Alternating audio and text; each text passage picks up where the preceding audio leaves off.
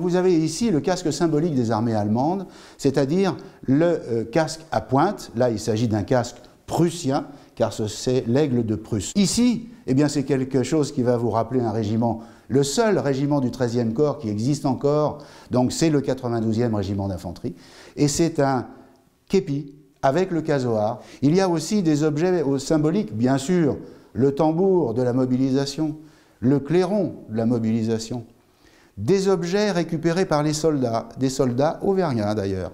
Ici, un fragment de vitrail de la cathédrale de Reims. Ce fragment de vitrail de la cathédrale de Reims a été pieusement ramassé, puis monté, donc par la famille peut-être, ou lui-même lorsqu'il est revenu de la guerre.